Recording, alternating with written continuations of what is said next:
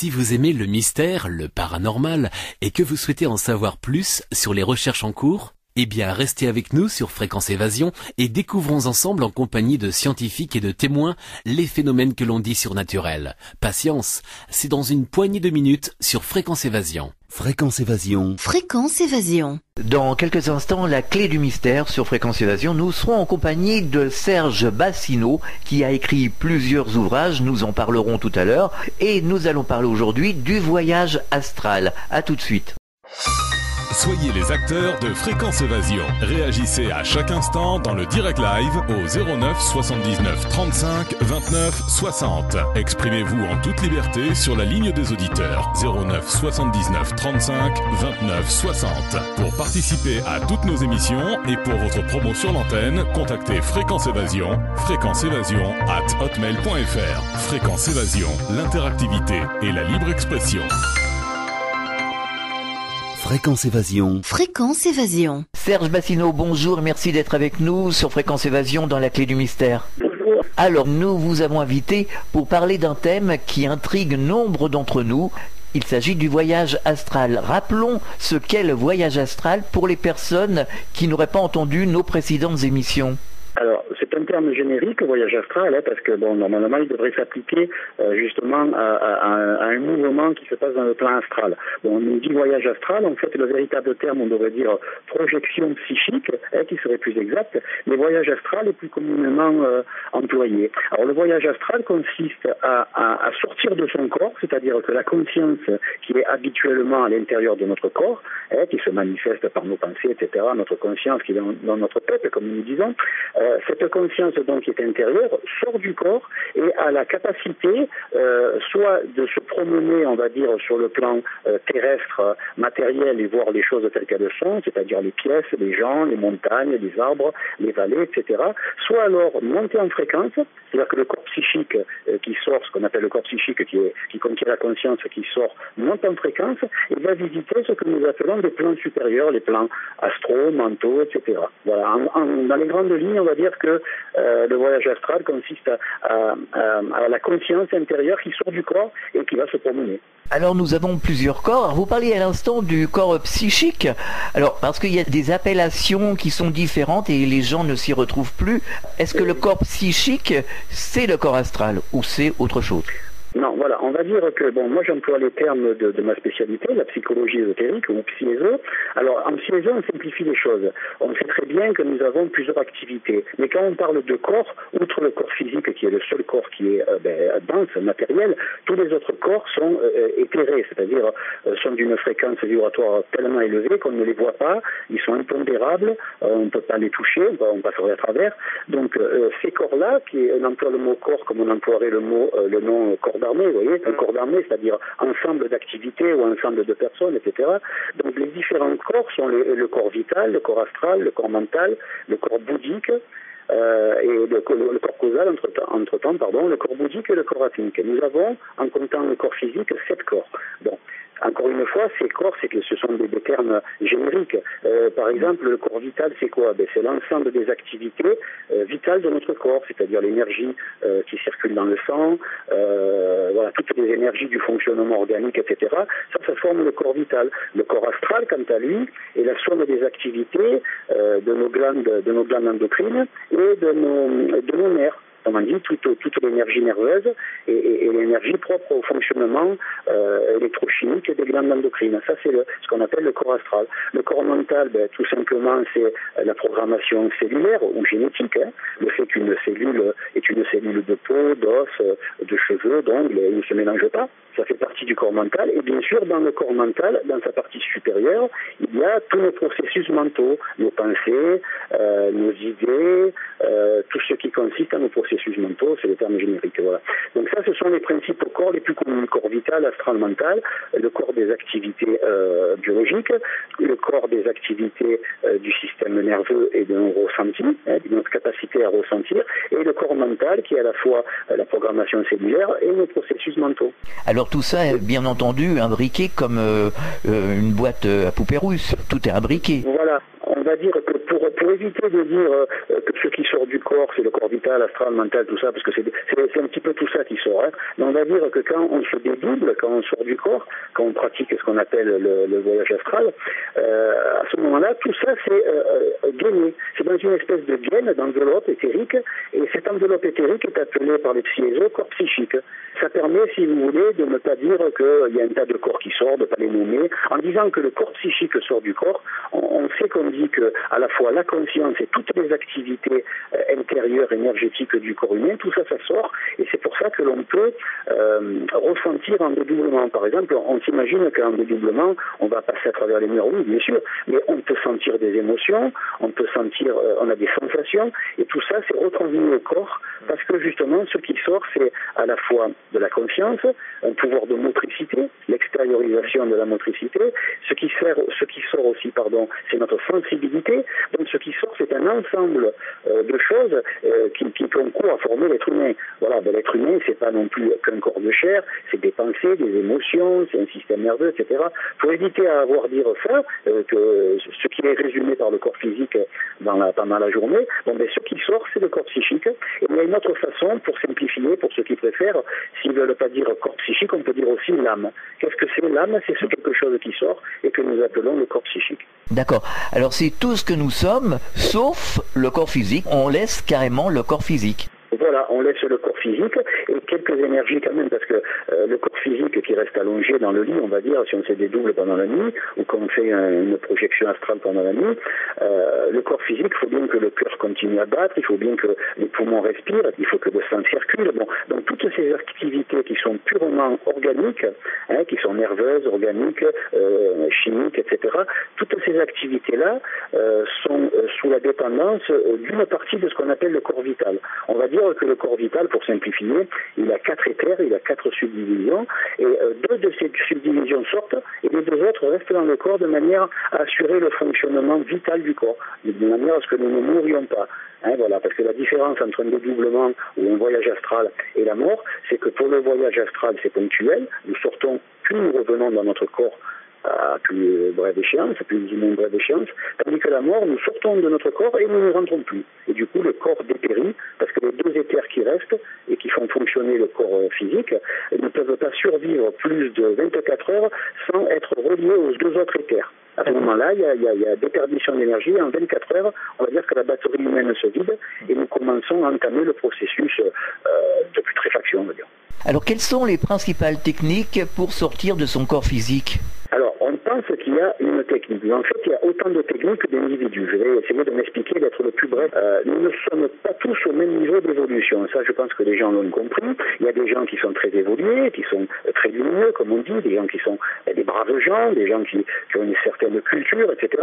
Et il y a des gens, qui sont un peu moins cultivés, mais surtout qui ont un niveau d'évolution qui est très modeste et qui les transforme un petit peu en des personnes qui sont pas très agréables. On ne peut pas comparer, par exemple, et je vais prendre des cas vraiment des cas cliniques, on ne peut pas comparer un meurtrier avec l'abbé Pierre ou Sœur Teresa, etc. Bien entendu.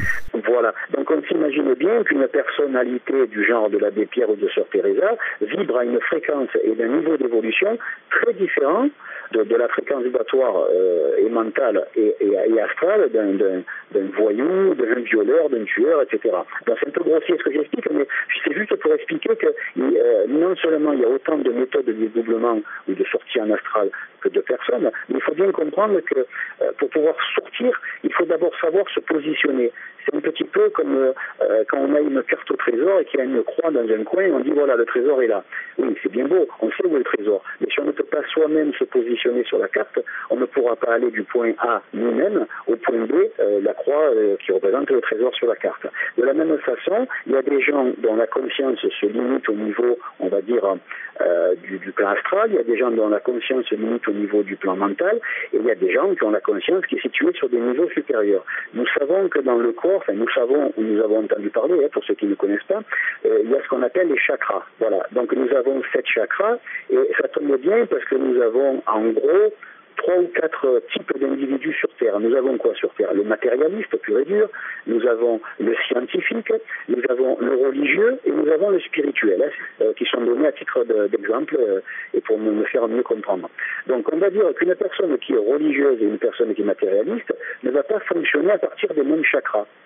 Il peut y avoir, par exemple, un individu qui est intéressé par des choses de très bas niveau, on va dire, quelqu'un qui vibre très bas, un assassin, etc. Sa conscience va se cantonner au niveau du plexus solaire, on va dire. Donc s'il sort de son corps, il va sortir à partir du plexus solaire. Mais une personne ordinaire, c'est-à-dire une personne qui n'est ni bonne ni méchante, mais on va dire la personnalité lambda de notre époque, elle va se situer au niveau du centre cardiaque, ou du chakra du cœur. Donc la méthode pour sortir à partir du plexus solaire et la méthode pour sortir à partir du centre cardiaque sont nécessairement différentes. Et ainsi de suite. Il y a des gens dont la conscience se positionne au niveau du chakra laryngé, c'est-à-dire la gorge. Il y en a d'autres dont la conscience se positionne à partir du chakra frontal, au niveau du troisième œil, comme on dit. Voilà. Donc ces gens-là, toutes ces 4 individualités-là, toutes ces 4 personnalités-là, ont une méthodologie différente pour sortir. On ne fait pas sortir une personne matérielle de son corps, comme on fait sortir une personne qui est très cultivée, religieuse, etc. Voilà. Il y a autant de méthodes que de catégories d'individus. Donc on va dire, pour simplifier, même si ce n'est pas exact à 100%, qu'il y a en gros 4 méthodes pour sortir de son corps. Voilà. Alors je suppose que ça passe par la relaxation, ça passe par quand même alors on va pas dire technique, mais une façon d'être.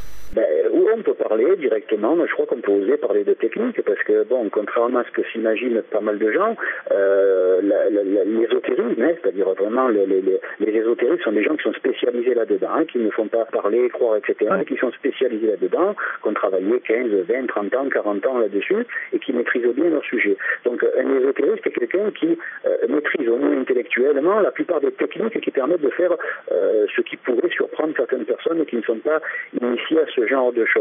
Donc, pour l'ésotérisme, il y a des techniques très précises. De même qu'on peut parler que quand un chirurgien opère, il emploie des techniques très précises. C'est vrai que ça peut paraître étonnant de comparer l'ésotérisme à la chirurgie, ou je sais pas moi, ou à l'électronique, mais il faut savoir que pour ceux qui sont là-dedans et qui sont spécialisés là-dedans, c'est aussi précis, technique et minutieux l'ésotérisme que peuvent l'être d'autres métiers par ailleurs.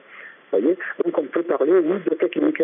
Et on pourrait brièvement, parce que je pense pas que le but soit ici, je sais pas, vous me le direz, mais je pense pas que le but soit de donner vraiment une technique de sortie, parce qu'après il faudrait quand même que j'explique certaines choses par ailleurs. Mais si on veut donner des généralités, je peux parler non pas de technique précise, mais je peux parler des lois et des principes qui concourent justement à une sortie, c'est-à-dire ce qu'il faut respecter et ce qu'il faut savoir, qu'il faut éviter.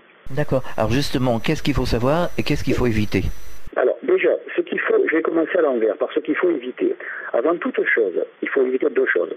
D'être peureux, d'avoir peur, c'est-à-dire quelqu'un de très émotif, on va dire, quelqu'un qui s'émeut pour un oui, pour un non, quelqu'un qui est très, qui manque de maîtrise émotionnelle, on va dire. Voilà. Et après, il faut éviter d'avoir des maladies cardiaques trop graves. Bon, après ça, c'est toujours pareil.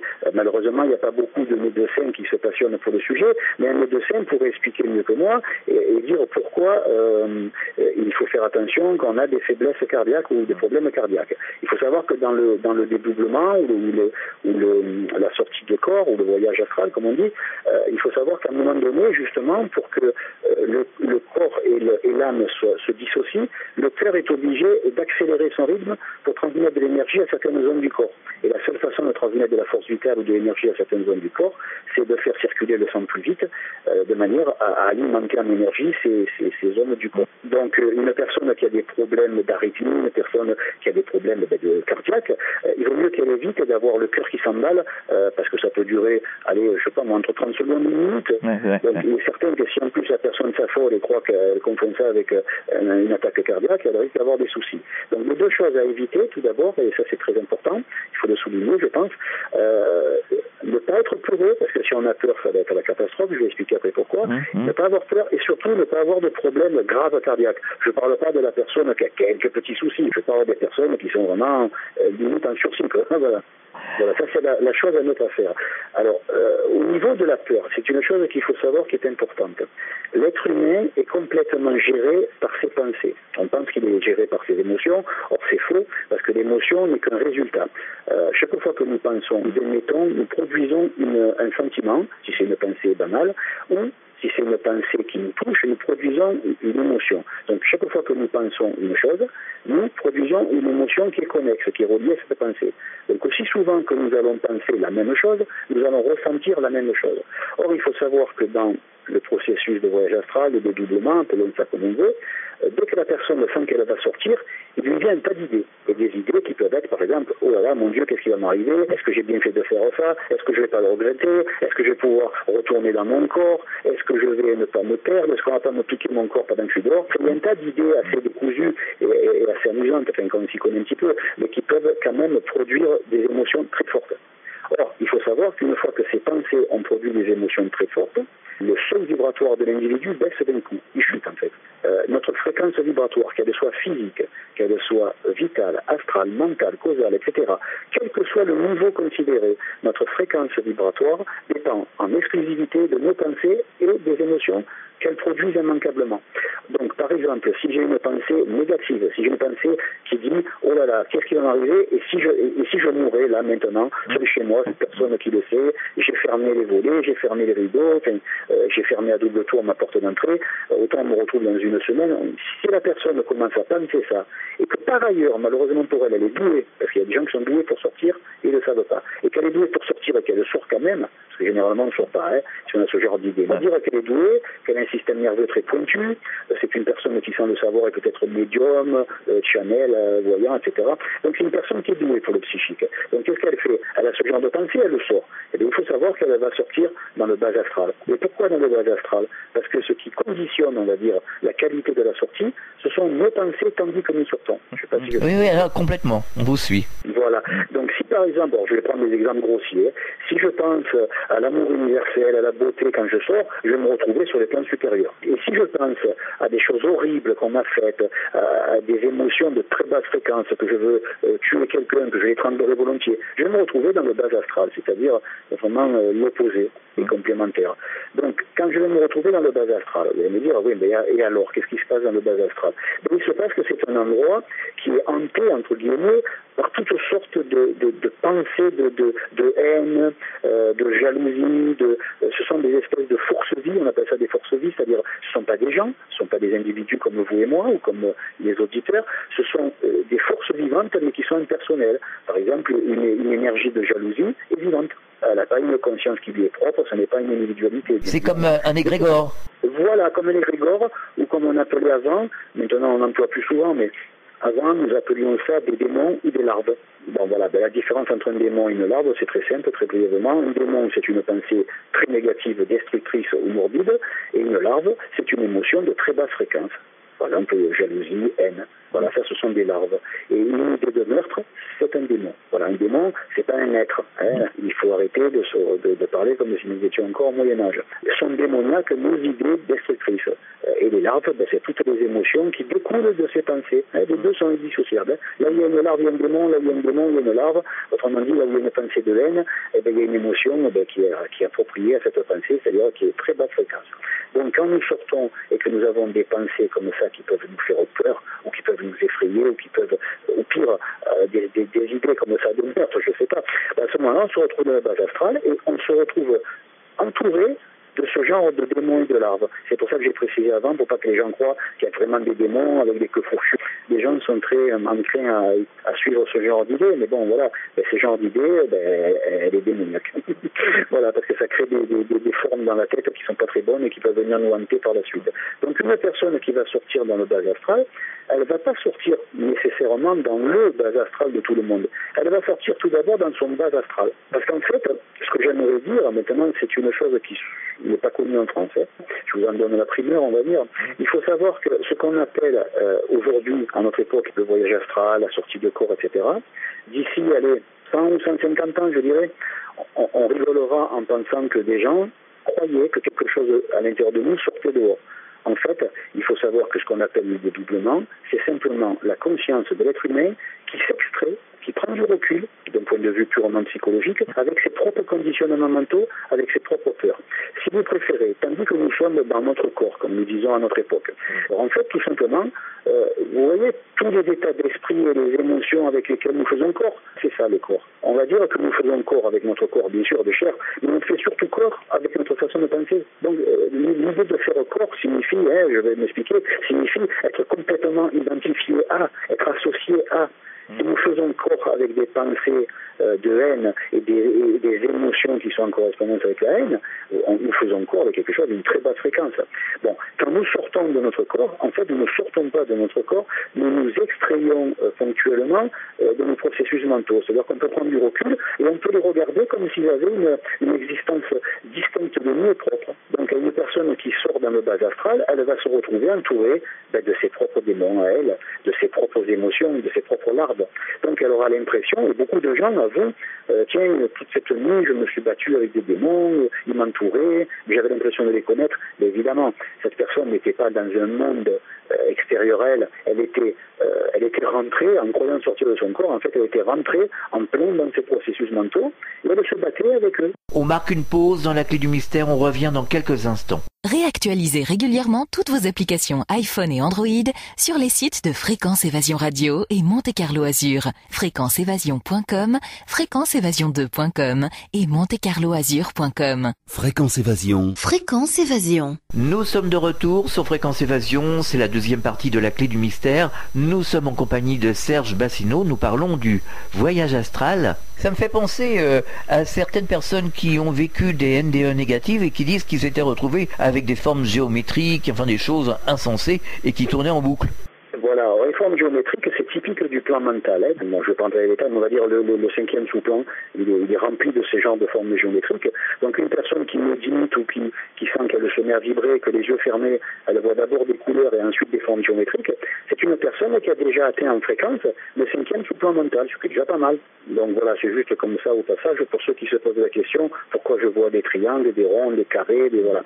En fait, sur le plan mental, et en particulier sous le cinquième sous-plan mental, les gens qui vivent, qui se sont extraits de la chair et qui sont morts, comme on dit, vulgairement, et qui vivent dans l'invisible, ces gens-là, quand ils pensent, dans leur aura, ils émettent des formes géométriques. Parce que la pensée humaine a des formes géométriques, tout simplement. Et pour ça, il faut avoir la vue spirituelle pour le voir. La vue psychique, des fois, ne suffit pas. Alors, certains prétendent, quand on sort de son corps, que si on a peur, on est ramené instantanément dans son corps avec la corde d'argent. Voilà, ça c'est la chose que je souhaite à tout le monde. On va dire que dans le meilleur des cas, la personne prend peur, parce que c'est vrai que c'est un petit peu, je l'avoue, la première fois, surtout quand on s'y attend pas, mais même quand on s'y attend, c'est vrai que c'est quelque chose de prenant, c'est quelque chose qui prend aux tripes, et c'est très émouvant. C'est quand même une expérience qui jadis, et en particulier en Égypte, était considérée comme une très haute initiation. Bon, nous parlons du dédoublement comme si c'était un truc, comme il s'agissait d'aller faire pipi, mais en fait, le dédoublement, c'est une initiation déjà d'un très haut niveau, ce qui expliquerait pourquoi des gens ont un petit peu des difficultés à y arriver ou à le maîtriser. C'est quand même pas non plus donné à tout le monde, même si tout le monde peut s'y atteler, tout le monde peut essayer, c'est pas donné à tout le monde de sortir du premier coup et de maîtriser pleinement le dédoublement, même au bout d'un an. Donc voilà, c'est quand même d'un haut niveau, c'est quand même, ça concerne les pouvoirs spirituels de l'être humain, et en particulier aussi les pouvoirs psychiques, les facultés psychiques, pardon. Donc je veux dire par là que le fait de sortir de son corps ne doit pas être pris comme quelque chose d'antinaturel, bien sûr, mais ça ne doit pas non plus être pris comme quelque chose de banal. Je ne voudrais surtout pas que les gens banalisent quelque chose qui était considéré jadis par les maîtres du passé comme une très haute initiation. Voilà, quand même. Parce que quand vous sortez de votre corps pour la première fois, déjà vous êtes secoué, non pas secoué physiquement, mais vous êtes secoué parce que vous réalisez, vous avez la preuve absolue, indéniable, qu'il y a une vie après la mort. Donc je veux dire par là que c'est quand même pas rien. Une personne qui sort une fois de son corps, quand elle rentre, elle n'est plus jamais la même. De toute façon, on constate que ceux qui ont fait des NDE, leur vie a été complètement transformée.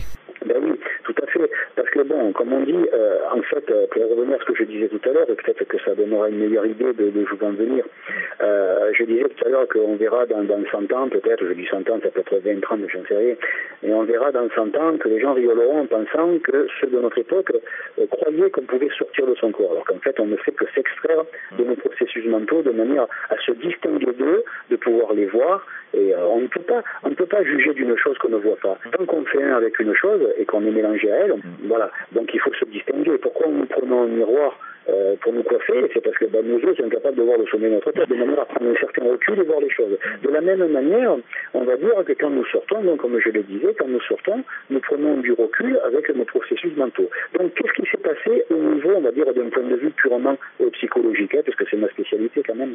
Donc, d'un point de vue purement psychologique, qu'est-ce qui s'est passé au niveau d'une personne qui a fait une MDE ou une mort clinique? Cette personne va raconter qu'elle est sortie de son corps, qu'elle a vu un tunnel, etc. Bon, mais les gens disent bien d'ailleurs quand ils sont dans la mouise, vous parlez français, quand ils sont dans la mouise et qu'ils ont des problèmes, ils disent bien j'attends de voir le bout du tunnel. C'est assez intéressant cette expression. C'est quoi ce bout du tunnel? Ça veut dire que la personne, tandis qu'elle est en plein marasme, qu'elle vit des moments de sa vie qui sont très difficiles, elle a l'impression de ne pas voir le bout, de ne pas arriver au bout. Donc elle est en plein dedans. Il y a autour d'elle les problèmes et elle est dedans. Et c'est vrai qu'elle a du mal à s'en distinguer, elle a du mal à les voir puisqu'elle est en plein dedans. Même que quand on tombe dans un trou, on ne voit pas autour parce qu'on est à l'intérieur du trou et on ne voit pas tout ce qui se passe à l'alentour. De la même façon, ces gens qui ont fait des morts cliniques, ils ont plus non pas sortir seulement de son corps, même si on doit à tout prix conserver ça, il n'y a pas de souci, mais ils ont pu surtout prendre du recul par rapport à leurs processus mentaux, à leur état d'esprit général, et ils se sont aperçus qu'en fait, ils étaient à côté de la plaque. Ils n'avaient rien compris à la vie. La vie était autrement plus riche et plus belle que ce qu'ils croyaient. Et c'est pour ça qu'ils ont eu ce désir de revenir. Et on dit qu'il y a une espèce d'être angélique, etc., qui leur dit c'est pas le moment pour toi, tu peux retourner. Mais souvent, il leur est dit aussi, qu'est-ce que tu en penses? Tu veux retourner? Tu veux continuer dans cette... Et la personne, elle dit non. Non, jusqu'à présent, j'ai incarné, et écoutez bien les mots, j'ai incarné un état d'esprit qui n'est pas celui qu'il fallait que j'incarne.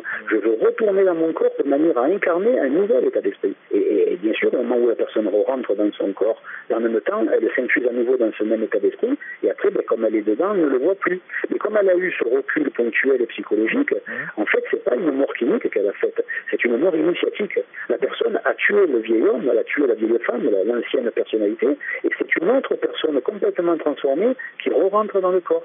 Parce que dans l'absolu, j'en parlais avec Jacqueline Bousquet, justement, avec qui nous avons réalisé plusieurs émissions ici, dans l'absolu, le monde que nous vivons ici n'existe pas en tant que tel. Elle disait que c'était une projection mentale, que finalement, ce monde était qu'un jeu virtuel.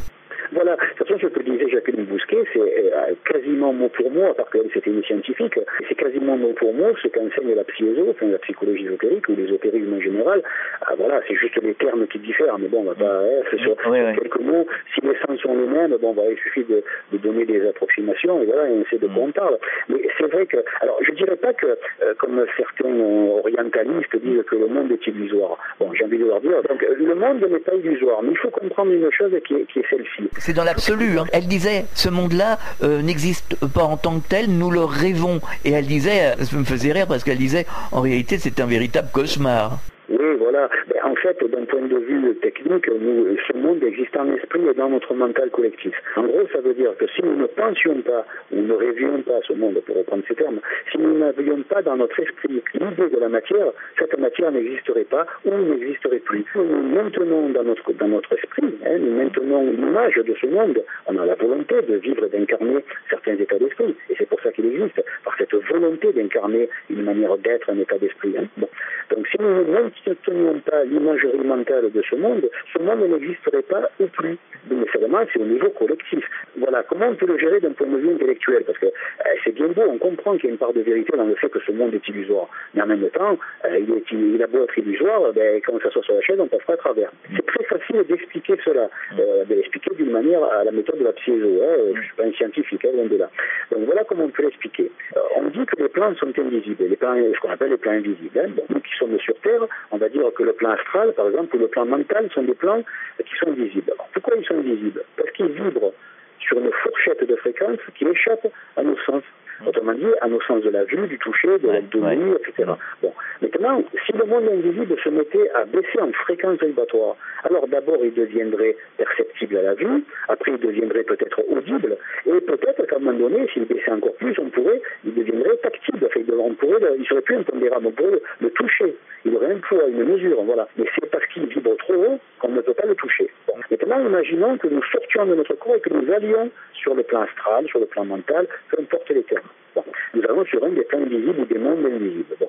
Qu'est-ce qui va se passer? Comme nous serons avec un corps qui correspond à la fréquence de ce monde, des autres gens autour de nous. Ils ne vont pas nous passer à travers. Leur corps psychique et le nôtre de fréquence ou seront dans une contenue ou inscrits dans une fourchette de fréquence qui sera sensiblement la même. Donc si je vois un arbre que j'avance, ben, je vais le contourner. Taper dans l'arbre, ben, je vais me faire une bosse, c'est une façon de parler, mais je vais sentir une résistance. L'arbre ne va pas comprendre pourquoi j'y rentre dedans, alors que je peux l'éviter. De la même façon, tout ce qui se trouve sur ce plan invisible, quel qu'il soit, encore une fois, ben, sera tangible pour moi, sera concret. Je vais voir les gens, il y aura des couleurs, il y aura des odeurs, il y aura de la lumière, etc. Je vais marcher sur un sol. Bon, après, c'est vrai que plus on monte en fréquence, plus les corps sont éthérés, comme on dit. Autrement dit, les particules qui composent sa matière sont tellement éloignées l'une de l'autre qu'en fait, on peut passer à travers et voilà, on devient aussi lourd qu'un souffle de vent. Mais je veux dire par là qu'une personne qui, par exemple, vient de décéder et se retrouve de l'autre côté, là où vont les gens, ce qu'on appelle le plan psychique intermédiaire, où vont les gens qui sont morts dernièrement, là, il y a récemment, ils se retrouvent sur un plan où les gens marchent sur leurs deux pieds, ils ne volent pas comme Superman, ils ont un comportement tout à fait correct, décent, ils ne sont pas à poil, et ils ne se décotent pas dans la rue sur les bancs publics, voilà. Ce sont des gens qui se comportent d'une manière tout à fait ordinaire. Maintenant, peut-être qu'on n'y trouvera pas d'avion, c'est très certainement, on n'y trouvera pas de fil télégraphique, on n'y trouvera pas de machine à vapeur ou de machine à essence, de moteur à explosion, tout ça, parce qu'il n'y en a pas besoin. Dans le plan invisible, il suffit qu'on pense à un endroit, on y est instantanément. Voilà, c'est la seule différence. Alors Nicole Dron, qui a fait une NDE, que nous avons invitée ici à ce micro, nous disait que quand elle était passée de l'autre côté, elle a rencontré son petit frère qui était mort très très jeune. Elle m'a dit, j'ai retrouvé un adolescent de lumière et nous nous sommes serrés dans les bras. Il était dur. Ben évidemment, mais tout à fait, mais je peux confirmer, je ne peux pas le démontrer, parce que dans ce domaine-là, comme dans bien d'autres, c'est à chacun de se donner ses propres preuves. Je vois mal quelqu'un sortir de son corps, vivre une chose et pouvoir revenir et dire, ça y est, j'ai la preuve. Non, il aura sa preuve, il aura une preuve personnelle. Évidemment, ça ne veut pas dire qu'il faut remettre en cause la véracité de tous ces témoignages, mais de l'autre côté, on ne peut pas non plus ne vivre que de ces témoignages. Je pense qu'un être humain qui est d'esprit ouvert et qui est rationnel doit rester ouvert justement à ce genre d'explication, mais ne doit pas non plus plonger dedans à tête baissée et se dire j'y crois. Croire, c'est un succès d'année de la connaissance, c'est rien croire. On devrait avoir l'esprit ouvert, et si on conserve l'esprit ouvert, je pense que n'importe qui est capable de proposer à lui-même des preuves qui lui suffisent. Évidemment que si je parle du sujet, vous pensez bien que j'ai moi-même expérimenté de nombreuses reprises ce qu'on appelle le dédoublement ou la sortie de corps. Justement, vous pouvez nous en parler de vos expériences ? Oui, il y en a eu quelques-unes, je ne sais pas quoi vous dire exactement, mais je sais que la première fois que c'est arrivé, donc je le faisais exprès, j'ai été verni, on peut dire, parce que c'est quand même pas facile de sortir de son corps, et la première fois où j'ai appris ça, où je savais qu'il était possible de sortir de son corps, j'avais pas d'a priori, je me suis dit, mais tout à fait, ça me semble plausible, mais je veux quand même le voir, je voulais jouer au Saint-Thomas, donc je me suis attelé à la tâche, et tous les soirs, à 5h du soir, je rentrais du boulot, enfin, je n'étais pas vraiment au boulot, à cette époque-là, j'étais jeune, mais on va dire, je rentrais de mes occupations, je m'enfermais dans ma chambre, je m'allongeais, et je faisais un exercice très sobre, très simple de sortie de corps, et qui correspondait justement, parce que j'avais la chance d'avoir reçu déjà un enseignement intéressant, qui correspondait, on va dire, à ma façon d'être, à mon état d'esprit. Hein. Et au bout de 15 jours, en effet, j'ai eu les premiers résultats, et je suis sorti. Et là, j'ai eu un choc, parce que j'ai été très déçu, alors ça pourra peut-être étonner les auditeurs, mais j'ai été très déçu la première fois que je suis sorti de mon corps. Pourquoi ? Parce que je pensais, comme beaucoup de gens, qu'en sortant de mon corps, comme j'étais impondérable, que j'avais, la consistance et le poids de l'air, j'aurais dû me promener en conscience. Et en fait, la première chose qui m'a choqué et marqué profondément, c'est que même en dédoublement, on a les mêmes ressentis que si on était avec le corps physique. C'est-à-dire qu'au moment où je suis sorti, que j'ai commencé à basculer un peu à droite à gauche, parce que je ne savais pas à l'époque que c'est avec la pensée qu'on se dirigeait, donc il m'est venu un tas de pensées, qui n'est pas négatif, mais il m'est venu une foule de pensées d'un coup, et le corps psychique a mis à basculer dans tous les bords, parce que justement, plus on pense, plus il bouge, puisque c'est la pensée qui le dirige. Et j'ai pas eu mal au cœur, je n'irai pas jusque-là, mais j'ai eu la même sensation que si, par exemple, on a un peu le vertige, qu'on se trouve à se pencher au-dessus d'un balcon et qu'on a la sensation qu'on va tomber. Et ça m'a tellement déçu que pouf, je suis rentré dans le corps quelques secondes après. Et je m'attendais à mieux que ça, voilà. Donc j'étais déçu. Ça peut faire sourire, mais bon, j'étais jeune, et j'ai été déçu parce qu'encore une fois, j'aurais préféré que ma conscience, telle une vapeur, se balade, mais que je ne sente rien. Parce qu'il faut savoir une chose, et c'est pour ça que j'ai abandonné la sortie de corps. ça m'a pas manqué d'ailleurs, parce que j'ai peur de la vitesse et j'ai peur de la hauteur. Ben oui, hein, c'est ça le gag, hein. Ça fait rire beaucoup de gens quand je raconte ça, et je m'en cache pas, il n'y a pas de honte, hein. Chacun ses limites, mais moi c'est vrai que j'ai peur quand je monte un peu trop haut, et je peux pas me pencher à un balcon par exemple, à partir du 4e ou 5e étage, je peux plus m'approcher du balcon, et c'est vrai que quand je vais vite, j'ai peur. C'est pas une peur rationnelle, c'est une peur irrationnelle, hein. C'est une peur qui est reliée à des peurs ataviques, à des problèmes que nous pouvons abriter dans notre, qui se trouvent généralement dans le corps astral d'ailleurs. Et voilà, c'est typiquement, on peut pas raisonner une peur elle se sent, elle se pense pas, donc on peut pas la raisonner. On peut trouver peut-être certains schémas, certains conditionnements, certains traumatismes de l'enfance qui ont créé ces peurs, mais bon, voilà, c'est tout un travail, et puis je ne voyais pas me lancer là-dedans, je n'avais pas d'utilité, parce que mon but était de me prouver que ça existait. Après, bon, c'est vrai que je suis ressorti après une douzaine de fois, on va dire. Je suis ressorti parce que je voulais d'abord rester un peu plus que quelques secondes dehors. Je voulais savoir si certaines choses qu'on m'avait dites s'avéraient exactes. Hein, qu'est-ce qui se passe quand on reste dehors et qu'on ne bouge pas, qu'on monte en fréquence, etc. Enfin voilà. Je ne vais pas rentrer dans les détails parce que bon, j'ai eu le temps à faire plusieurs essais. Mais je me suis aperçu qu'en fait, c'est pas ce que j'attendais. Et moi, ce que je voulais, mais je ne savais pas que ça existait à l'époque, c'est pas le dédoublement dont j'avais besoin, mais l'extension de conscience. Et j'ai appris par la suite que l'extension de conscience étant supérieure, du moins à mes yeux, au dédoublement, j'ai abandonné l'un pour épouser l'autre, et je me suis contenté de faire ce qu'on appelle des extensions de conscience, qui sont pour moi beaucoup plus, on va dire, calmes. On marque une pause dans la clé du mystère, on revient dans quelques instants. Soyez les acteurs de Fréquence Évasion. Réagissez à chaque instant dans le direct live au 09 79 35 29 60. Exprimez-vous en toute liberté sur la ligne des auditeurs 09 79 35 29 60. Pour participer à toutes nos émissions et pour votre promo sur l'antenne, contactez Fréquence Évasion, fréquenceévasion@hotmail.fr. Fréquence Évasion, l'interactivité et la libre expression. Fréquence Évasion. Fréquence Évasion. Nous sommes de retour sur Fréquence Évasion, c'est la clé du mystère. Nous sommes en compagnie de Serge Bassineau, nous parlons du voyage astral. Alors, on a tous envie, enfin moi, les auditeurs, on en parle souvent d'ailleurs, par mail interposé ou par téléphone, d'avoir une expérience, mais une belle expérience, c'est-à-dire, la plupart des gens, c'est retrouver leurs disparus, c'est de voir des beaux paysages, des paysages un peu paradisiaques, enfin, des choses agréables. De la lumière, du soleil, vous voyez ce que je veux dire, hein. C'est pour ça que la plupart des gens voudraient s'extraire justement de ce monde ici-bas. Comment ça se passe justement pour retrouver déjà les personnes disparues?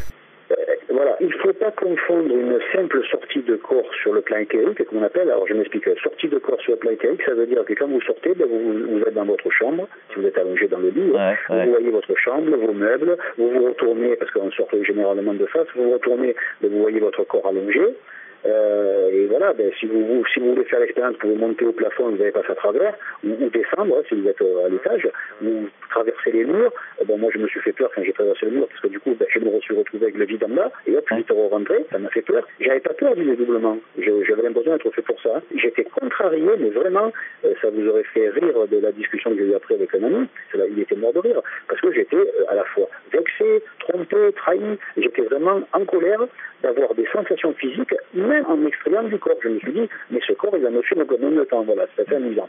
Donc j'avais l'impression d'avoir été un peu volé et trompé sur la marchandise. Donc une fois que nous sortons au niveau éthérique, il faut comprendre que nous restons dans la chambre, dans la maison, et nous restons sur le plan de la planète. C'est-à-dire que si nous partons comme une fusée, les bras en avant comme Superman, nous allons traverser les champs, les villes, les villages, les montagnes, etc. Donc ça, c'est la première forme de sortie qui est dite sortie éthérique, ou sortie physique ou sur le plan terrestre. Après, la sortie sur les plans astraux. Et sur les plans astraux, on ne va pas nécessairement y trouver nos chers disparus, comme on dit. Sur les plans astraux, on y trouvera des gens qui sont peut-être décédés, mais qui ont, sur les premiers plans en particulier, qui se sont suicidés, qui sont un peu perturbés, etc. Malheureusement, on en voit. Bon, maintenant, si on monte en fréquence, c'est sûr qu'on commence à arriver sur le 5e, 6e, 7e sous-plan astral. Alors là, bien sûr, on trouvera des gens qui, sur Terre, et de leur vivant étaient plutôt des émotifs, on va dire, hein, parce qu'il y a deux types d'individus sur Terre, ceux qui sont gérés par leurs émotions et ceux qui sont gérés par leurs pensées, en gros. Donc, on trouvera dans le plan astral les gens qui sont des religieux, des gens qui sont des mystiques, des gens qui sont des personnes émotives, que ce soit positif ou négatif, n'importe peu. Hein. C'est pour ça qu'il y a des bases astrales, le moyen astral et le haut astral. On y trouvera tous les gens qui sont ce qu'on appelle des types cardiaques. Hein. C'est le cœur qui passe en premier. Bon, on y trouvera ça. Donc, si nos chers disparus ou les personnes que nous voulons visiter sont sur le plan astral, c'est vrai qu'il vaut mieux aller chercher là. Mais par contre, ce sont des gens qui étaient des scientifiques, qui étaient des personnes plutôt mentales, froides, comme on dit, surtout sur un cardiaque. Bon, à ce moment-là, il faut aller chercher sur le plan mental. Mais dans tous les cas, est-ce qu'il existerait une technique, une méthode sans danger, qui ne fasse pas peur et qui puisse nous permettre d'entrer en contact? Ben oui, il y a une méthode, je l'ai déjà donnée dans une des vidéos que nous faisons que nous distribuons à partir du blog de Voyage Atlantis. Cette technique est très simple. On s'assoit, on ferme les yeux, on porte notre attention mentale sur le sommet du crâne, là où se trouve le chakra coronal, hein, comme on dit. On porte notre attention au sommet du crâne et on se dit, voilà, en polarisant ou en concentrant ma conscience à cet endroit, je suis en connexion avec tous les plans en même temps. Je suis simplement, j'ai la ligne téléphonique et je vais avoir une standardiste qui va me dire bonjour, qui vous demandez. Donc on positionne notre attention mentale, notre conscience au sommet du crâne, on ne pense à rien et on se dit voilà, à partir de ce niveau de mon être, je suis en connexion avec toute chose. Bon, mais comme je ne veux pas être en connexion avec toute chose, mais avec une chose en particulier, maintenant je demande d'être en contact avec, et vous nommez la personne, mentalement bien sûr, vous nommez avec Lucien, un tel. Bon. Après, qu'est-ce que vous faites? Vous visualisez le visage, et vous le faites le plus précisément possible, vous visualisez le visage de la personne décédée, et vous le visualisez de face, vous voyez juste son visage, ça suffit, et vous voyez la personne, et c'est très important, vous voyez la personne vous sourire. Alors pourquoi il faut qu'elle soit en train de vous sourire? Parce que dans l'invisible, on ne pense pas et on ne parle pas avec la bouche comme sur Terre. On émet des signaux mentaux, c'est-à-dire c'est de l'imagerie mentale en fait. Si on reproche à une personne de ne pas sourire, on ne va pas lui dire avec la bouche, puisque de bouche, il n'y a plus de cordes vocales, il n'y a plus de poumons pour lancer l'air sur les cordes vocales et les faire vibrer. Donc on lance des messages télépathiques. Or les gens sont un petit peu embêtés dans l'invisible, donc quand c'est des doutes, ils ne savent pas comment correspondre avec les autres. Mais il faut correspondre par la pensée, par l'imagerie mentale. Donc vous visualisez la personne en train de sourire, ça veut dire que vous lancez comme idée que vous voulez être en contact avec une personne qui se sent bien, qui va bien. Alors vous allez me dire, mais pourquoi? Tout simplement, si la personne n'est pas bien, qu'elle est dans une mauvaise passe et qu'elle n'est pas très bien, il ne faut pas la déranger. Et comme vous l'avez visualisé en train de sourire, vous ne pouvez pas vous connecter. Alors la standardiste va vous dire, je suis désolé, mais la personne, elle est en dérangement actuellement. Elle ne pourra pas vous connecter. Par contre, il faut insister, il ne faut pas se décourager. Ça ne veut pas dire que vous n'avez pas réussi, ça veut dire que ça n'a pas marché. C'est très différent.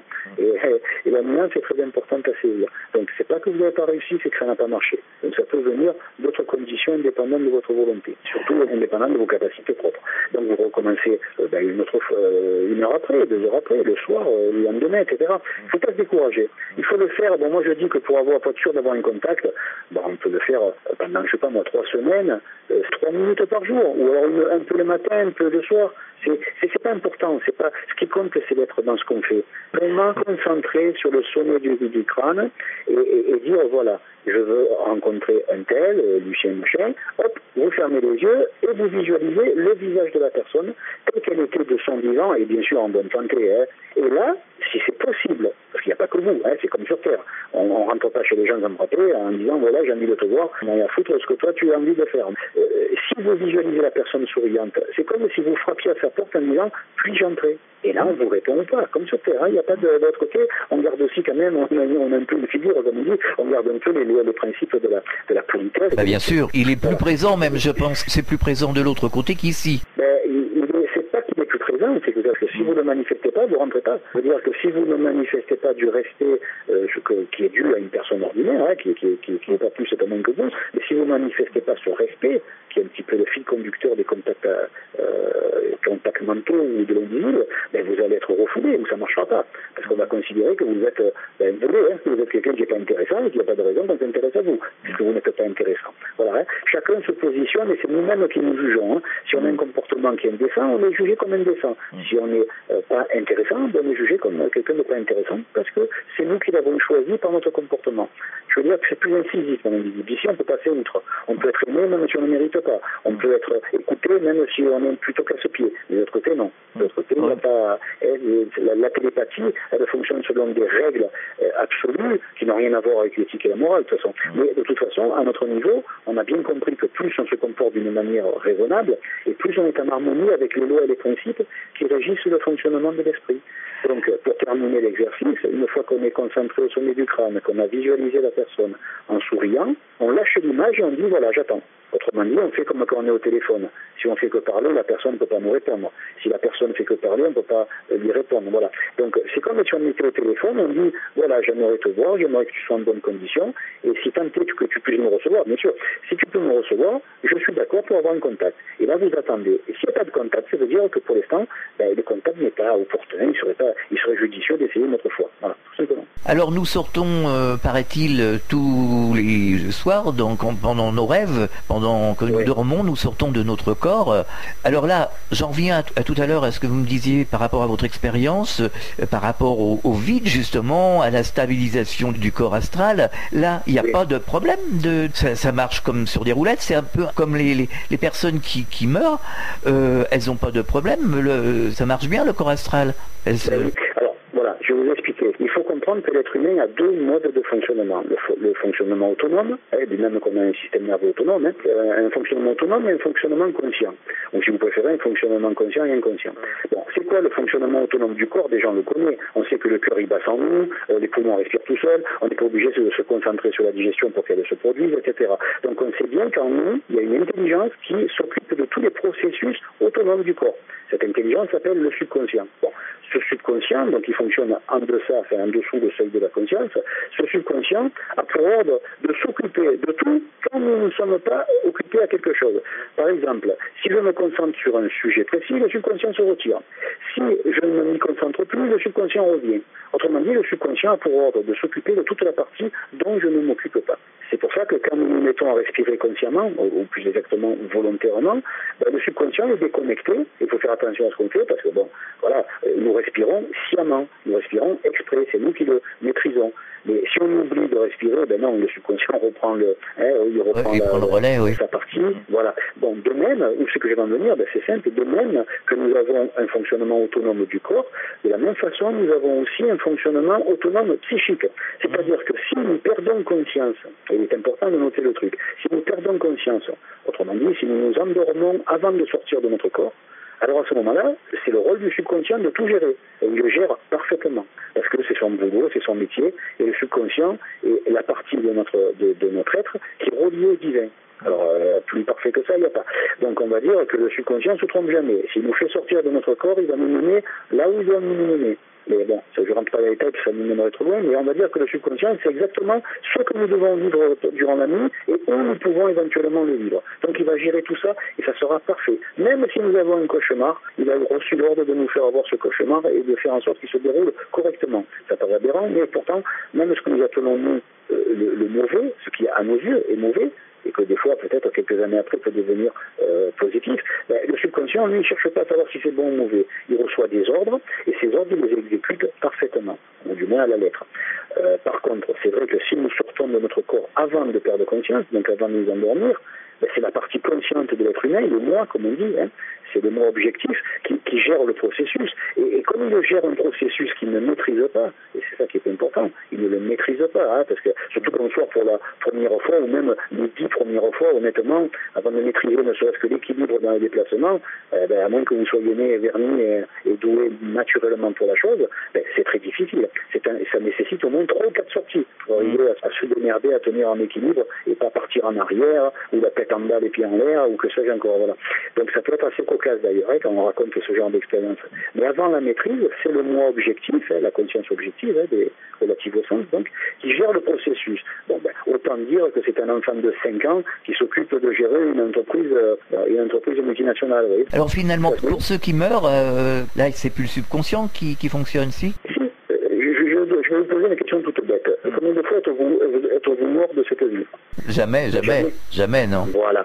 Donc, vous êtes d'accord d'accord avec moi pour dire que si quelqu'un devait gérer ce processus de la mort, il ne vaut mieux pas que ce soit votre moi. On ne peut pas laisser une mitraillette chargée entre les mains d'un enfant de 5 ans. De la même façon, fort heureusement, comme nous, ça va vous faire sourire ce que je vais dire, mais nous ne savons pas mourir. Nous n'avons aucune expérience de la mort. Mais grand bien nous fasse, étant donné que nous sommes incapables de gérer le processus, pour une fois que l'intellect il se juge incapable d'une chose, hein, c'est bien, pour une fois que nous sommes incapables de gérer un processus parce qu'il nous échappe, alors là c'est le subconscient qui prend les rênes, mais ne les lâche plus. C'est-à-dire qu'au moment où on commence à mourir, si je veux dire, le subconscient il dit toi le moi, tu te tais, tu as terminé ta mission, à moi de prendre le relais. Et il prend le relais et il ne le redonne plus. Et il ne le redonne qu'une fois qu'on est de l'autre côté, stabilisé, si j'ose dire. Autrement dit qu'on est monté en fréquence et qu'on a réussi à associer la fréquence, bon là c'est un domaine qui est plus le vôtre que le mien, mais si par exemple, je sais pas, moi je vais dire une bêtise, si le plan où on doit aller dans l'après-vie est de 10 000 MHz, ben, tant qu'on n'est pas à 10 000 MHz, ben, on se retrouve à flotter, à bouger dans tous les sens, parce qu'on n'est pas stabilisé. On n'a pas trouvé la bonne fréquence de la bonne radio, voyez. D'accord. Alors pour terminer, est-ce que vous auriez un message adressé aux auditeurs qui justement aimeraient tenter l'expérience ? Ben oui, déjà j'aimerais leur ajouter, leur adresser un double message. Le premier message, il se veut pas négatif, il se veut simplement prudent.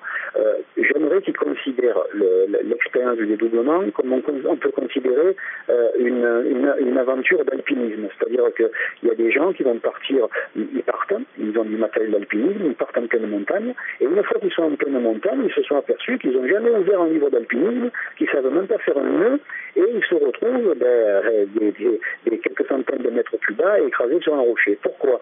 C'est pas que l'alpinisme est une chose dangereuse, mais l'alpinisme, comme toute chose, nécessite une certaine préparation, nécessite certaines connaissances. Et tout simplement, quand nous n'avons ni préparation ni connaissance, comme dans toute chose, c'est comme si vous envoyez la main dans un moteur qui tourne. Si vous mettez la main là où il y a les pales du ventilateur, vous allez vous faire couper le doigt. Ça ne veut pas dire qu'un moteur est une chose dangereuse. Ça veut dire que vous avez été imprudent de lancer la main dans un moteur sans savoir ce que vous faisiez. Bon, le premier message, donc, est plutôt un message de sagesse, je dirais, d'avertissement, voilà, sans non plus tomber dans la paranoïa. Il faut considérer le dédoublement ou le voyage astral comme quelque chose qui se prépare, quelque chose qui ne se fait pas comme ça, en disant, ouais, tiens, j'ai 2 jours à tuer, je vais partir en montagne. Non, là, c'est pareil. Il faut un petit peu lire, un petit peu demander conseil. Voilà, il ne faut pas avoir peur non plus. Ça, la personne ne risque pas grand-chose. Elle risque de se faire peur. Mais en se faisant peur, elle risque d'aller dans le bas astral, et là, de se faire encore plus peur, et de plus jamais vouloir sortir de son corps, et avoir peur après de la mort. Dans sa tête, elle aura associé l'expérience très négative avec la mort, et elle va se dire, quand je meurs, je vais retourner là, ce qui n'est pas le cas. Mais enfin, voilà. Donc, je demande aux gens d'être prudents, et de considérer la sortie de corps comme ils considéreraient une préparation pour aller en montagne. On prend un guide, ou alors on s'instruit, et on contrôle le matériel avant de se retrouver en rade, au beau milieu de l'escalade. Voilà. Le second message, c'est surtout de ne pas avoir peur. Le seul ennemi du dédoublé, le seul ennemi de la personne qui fait des projections psychiques ou des voyages astraux, c'est la peur. Il faut comprendre qu'on risque rien en dédoublement. Parce que si quelqu'un nous tire une flèche, elle passe à travers. Si on nous tire une balle, elle passe à travers. Il ne peut rien nous arriver de fâcheux. La seule chose qui peut nous arriver et qui est très fâcheux, c'est de prendre peur. Si vous prenez peur, ça devient un cercle vicieux autogène. C'est-à-dire que plus vous allez penser à une chose négative, plus vous allez avoir peur. Et plus vous allez avoir peur, plus vous allez penser. Et à ce point que vous allez faire chuter littéralement votre fréquence vibratoire. Et si vous faites ça tandis que vous êtes dehors et que ça ne vous renvoie pas au corps, généralement 8 fois sur 10 ça renvoie au corps. Et si ce n'est pas le cas et que vous vous trouvez dans la zone des 2 sur 10, et que c'est votre cas et que vous êtes très doué, parce que c'est eux qui ne retournent pas dans le corps, même quand ils ont très peur, et vous allez vous retrouver dans le bas astral et vous faire peur. Mais vous allez vous faire peur comme on se fait peur avec un film d'horreur.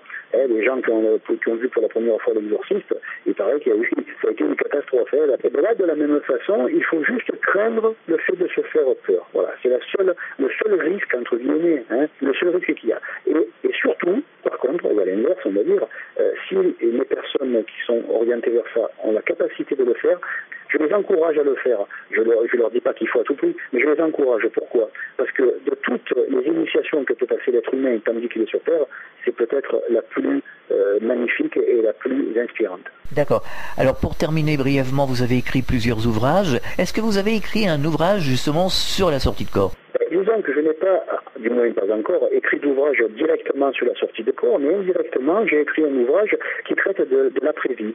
Et je l'ai fait sous forme de roman, de manière à ce que ça contienne beaucoup de connaissances sens, il ne faut pas que ce soit trop aride, je l'ai fait sous forme de roman, et dans ce roman, c'est un être humain ordinaire, c'est une personne tout à fait lambda, qui meurt subitement, qui s'y attendait pas, et qui se retrouve de l'autre côté. Et finalement, elle rentre en contact avec une personne, qu'on va dire, avec une espèce de médium, et elle arrive à lui transmettre à cette personne tout ce qu'elle vit, et la personne l'écrit. C'est un romancier qui est médium. Donc il écrit, et tout ce que, et ça, c'est devenu un livre qui s'appelle Reporter de l'au-delà. Une personne qui est morte se fait fort d'être pour nous un reporter, et ce livre est un reportage d'une personne qui, minute après minute, se retrouve de l'autre côté après sa mort, et elle explique ce qu'elle vit. Voilà. Est-ce que vous donnez des conférences? Est-ce que vous avez des projets? Oui, ça fait un moment qu'on organise des séminaires. En fait, on fait deux choses avec mon épouse. Nous faisons deux choses. Nous donnons des cours par correspondance pour ceux qui veulent vraiment, ça c'est réservé à ceux qui veulent vraiment s'investir. Nous donnons des cours par correspondance de psychologie ésotérique ou d'ésotérisme. Donc c'est technique. Ça dure 3 ans. Voilà. Ce sont des cours qui durent 3 ans, donc c'est très poussé, c'est très technique, et c'est réservé à ceux qui veulent vraiment se spécialiser. Au-delà de ça, plus sobrement, nous donnons des séminaires, et dans ces séminaires, nous expliquons aux gens, selon le séminaire bien sûr, parce qu'il y en a 5 ou 6 différents, soit nous leur expliquons comment gérer leur esprit, comment faire en sorte de retrouver le contrôle de leur esprit, de ne plus être pensé, mais de penser eux-mêmes, de reprendre le contrôle donc du. Nous leur donnons des exercices à faire de manière à développer leur spiritualité. Autrement dit, nous leur montrons que l'être humain est plus qu'un corps de chair, que l'être humain est plus qu'une somme de pensées et d'émotions. Il y a aussi quelque chose d'autre, une conscience qui est très élaborée et qui ne demande qu'à s'exprimer et surtout qu'à s'épanouir. Voilà, ça c'est les choses principales que nous faisons. Alors on peut vous retrouver sur Internet, vous avez un site, vous allez nous donner l'adresse? Oui, ce site, bon, comme ça, verbalement, ça va être un petit peu difficile, mais je pense qu'il suffit de taper sur Internet « Vivre Livre ». Alors, ça s'écrit « vivre » comme le fait de vivre, et « livre » au pluriel, L-I-V-R-E-S, Vivre Livre. Et à ce moment-là, ils tomberont sur le blog, et sur ce blog, il y a à peu près 800 articles, qui sont bien sûr gratuits, en lecture ouverte et gratuite. Il y a 800 articles, et surtout, ce qui peut être peut-être plus intéressant, parce que les gens n'aiment pas toujours lire un article, il y en a qui préfèrent écouter une vidéo, visionner une vidéo, c'est plus à la mode. Donc nous avons un autre blog qui s'appelle Novae Atlantis. C'est un nom qui a été pris d'un livre qui a été écrit par un Anglais vers 1600. Novae Atlantis, en latin, ça veut dire la nouvelle Atlantide. Donc il tape Novae, c'est écrit N-O-V-A-E, plus loin, Atlantis, comme dit Atlantide. Donc voilà, ça s'appelle Novae Atlantis. En tapant ça sur un moteur Google ou autre, ils trouveront le blog. Et sur ce blog, il y a à peu près, je crois, 180 vidéos, donc ils ont de quoi regarder, et qui expliquent justement ce qu'est la psychologie ésotérique et qui donnent quelques petits conseils, quelques petites astuces. Voilà. Serge Bassineau, merci d'avoir répondu à nos questions, merci d'avoir participé à la Clé du Mystère. À une prochaine fois sur cette antenne. Au revoir. Au revoir, merci. Fréquence Évasion.